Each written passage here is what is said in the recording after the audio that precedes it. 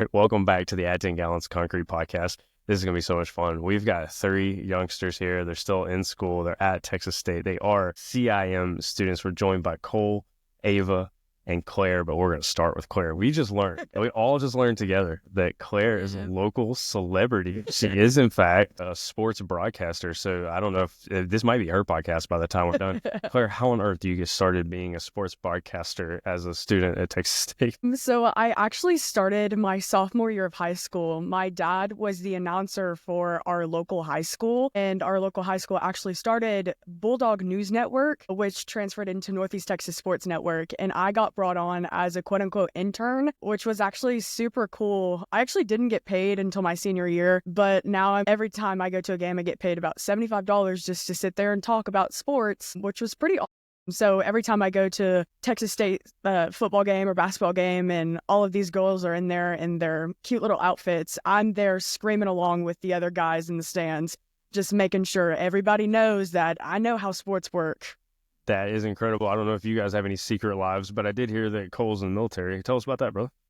Yes, sir. So basically, when I was coming out of high school, I was a little confused about what I wanted to do. And actually, this kind of goes along with how I found out about the CIM program. One of my good friends, his mother is actually an academic advisor at Texas State, and she was telling me about, I told her I was a little confused, didn't know what I wanted to do as far as life goals. Like I was going to go to trade school, and then she told me, well, there's a program called the CIM program at Texas State, and there's a really good ROTC program at Texas State as well. So I signed my contract to join the reserves, like right out of high school, went to basic training, missed my first semester when everyone else in my graduating class started, and then I went to Texas State once I got back, got into the CIM program, and got into ROTC. But I'm in the reserves right now, so I'm like a part-time military member. That's awesome. So when you're in the reserves, even as like a college student, you have to go, every other week or weekend, or how's that work? It's it's one weekend every month, and then in the summer, I have to go for a minimum of 2 weeks to my annual training, wherever it may be. So, I get to go to college full-time, so it's still a really good opportunity for me to get my education and then become an officer once I graduate through ROTC. Oh, okay. So I'll have my concrete degree and I'll be an officer in the Army. Oh my gosh. So you're going to end up being an Army engineer with a concrete background. Don't let us forget it. Wow. Don't let us forget it. It's a little exaggerated. But. All right, Ava. So what's your big plan? We've got the next ESPN superstar. I know. I feel like we're all giving background stories, and I feel like mine's not as interesting as this, but we're all completely different. But I graduated high school a year early, so I spent 3 years in high school, and I graduated my junior year. And it was April. Woke up one morning, it was kind of just like, I'm outie, like tired of it. And I ended up at Texas State just because they were still accepting applications. I had auto admission into everywhere in Texas, but UT and A&M were unfortunately closed down. So I enrolled in the CSM program at Texas State. I went to classes, kind of felt like I was drowning with 300, 400, 500 people in our CSM program. And then I met Ryan. I met a ton of people in the CIM program, and I honestly fell in love with them. I'm having so much fun just being here. And yeah, I joined. Sorry if I'm ignorant. What's CSM? Construction Science and Management. Okay, and how's that different? It's more focusing on generating general contractors, and whereas concrete is, Ryan actually just explained this to us in class the other day. Like, we have a specialty where CSM and CIM are very similar to each other, except we're kind of more unicorns, obviously, because there's only 5 universities in the U.S. with this degree. But yeah, we're just like specialists in one certain thing. It's kind of comparing doctors and a cardiologist. A cardiologist specializes in cardiology. So I think that's really cool and interesting. So the basis of CIM, it's basically construction science and management, business management, and civil engineering all rolled into one degree. That's right. So I don't know if you guys are aware of this, but typical engineering degree that you might have gotten, they have one class, like a half a semester, that just mentions concrete and concrete mixed. Cole, you want to tell your story about the staircase? The precast? So we were in one really cool class at Texas State is the precast pre-stress class that we took last semester. It was actually the first time that they've offered that course. And Dr. Ryan Pinlerick, he was a professor, and so we were kind of guinea pigs in this course. And essentially the goal for our group was to build a precast form for a staircase. And we obviously didn't know a whole lot about rebar and engineering, that side of things. So we were there to recruit a civil engineer, to help us with the rebar design. A real civil engineer or a student and that was taking stuff? Okay. Senior engineer, by the way, like that, Student. about to graduate this May. A student. So we ran into some technical difficulties where the engineer didn't really have an idea about what to do with the rebar. So we had some help from one of our industry friends down the road, and we got our rebar plan and everything sorted out. And I mean, the staircase was a staircase at the end of the day, but the course was really cool about giving us a end goal and allowing us to kind of find our own way to make it happen. Absolutely. Well, as much as we'd like to giggle at the engineers that don't know what we think they should know, can I tell you a story about how I didn't know anything either? Absolutely. We've all been there.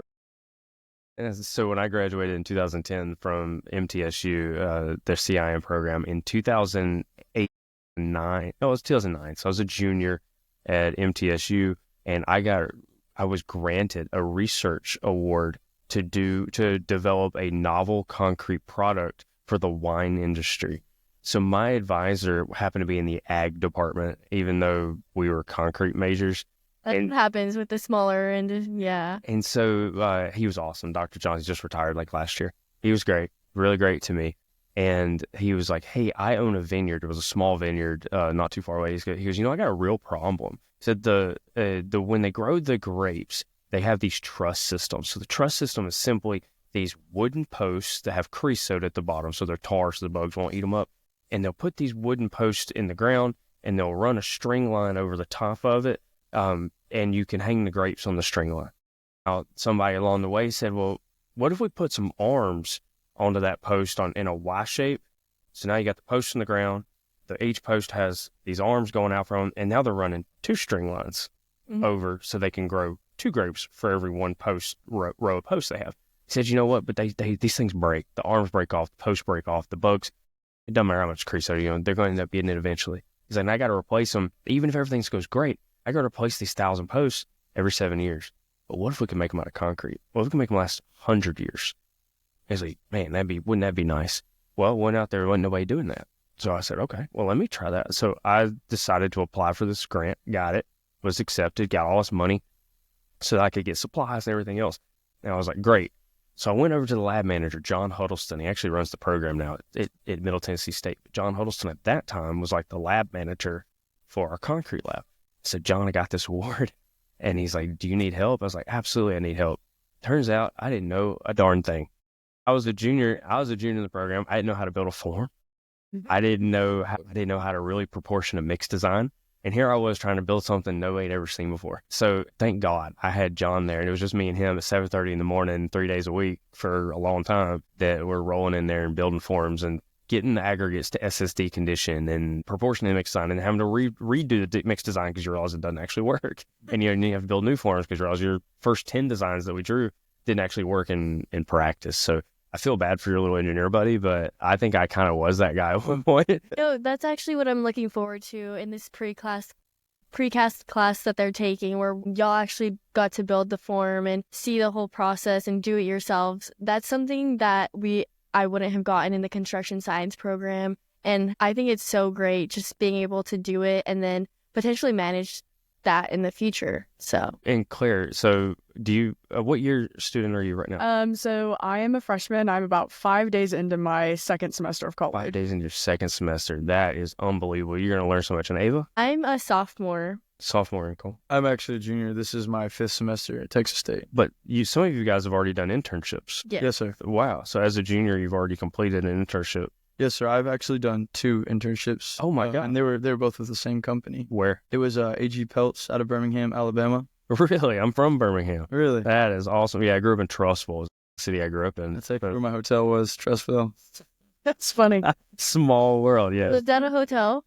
I did. Well, yeah. So, all summer. Sure. For sure, yeah. Well, I got lucky. So when I did my internship, I only did one. But it was in Kansas City, Missouri, and we had a fraternity brother that lived there, so I stayed at his house. But the fact that you were in Trussville is just sad as funny, man. Small world. And where was your internship? So I did an internship in Dallas, Texas for a general contractor, and I know everybody kind of rolls their eyes because I am a CIM student, general contractor. I was a CSM student at the time, construction science management, but I look back in that company, Emily Residential, will forever hold a special place in my heart because they took me on as a 17-year-old having absolutely nothing on my resume, so I will forever love them. And that's really great. So, and Claire, I got to tell you, so for me, the experience during the intern is everything, because at first for me everything was just in a book, and I don't really do well with things being abstract. Like I need my hands on it. Like even today, like somebody sends me a mix design, like I got an idea what it looks like, but I'd rather get my hands on it. I really want to see what it looks like. The gradations are nice, but I don't want to feel the rock in my hands. That's what I love about the lab. We have so much fun doing the mix designs and pouring the cylinders. It is physically demanding, I will say that. Those gravimetric... I was just about to say it. You had to do... No, my God.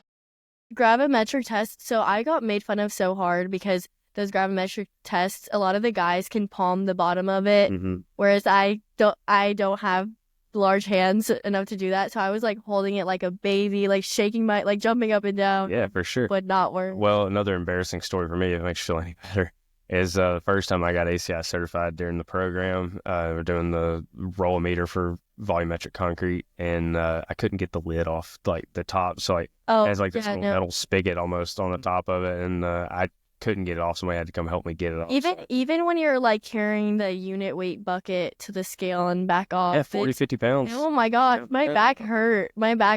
Yeah. I'd love to tell you never gonna do that again, but it's depending on what role you're in. So that's the best thing about concrete degree is that, like for me, I went to work in a lab right afterwards for Lafarge, which doesn't have much of a presence in the U.S. anymore, but at the time they were number one in the whole world. And so I was very lucky. CIM program gave me the education they took a chance on me as an intern and then hired me right out of school. And I imagine that's what's going to happen to you guys. Yeah, the people that you intern with are the 100% job placement it's crazy, right? It's insane. And it's been like that. The only time it wasn't like that was the 2 years after the recession. So the Great Recession hit while we were in school, and 2009, 2010, like we didn't have 100% placement. Yeah, but something that Ryan always tells us is that there is 100% job placement, but being involved is what will get you like that higher salary, putting yourself out there, making those connections. And that's something that I always strive to do, like take that advice. And I'd say we're all really, really involved. So, well, you guys have done a great job on this podcast. I know you've represented your school really well. Thank you. Thankful that you represented CIM this well. You called him Dr. Ryan every single time. So, if you're listening to this, they did a good job. So I really appreciate you guys being on here. And that wraps it up, another episode of the At 10 Gallons Concrete Podcast live from World Concrete 2025.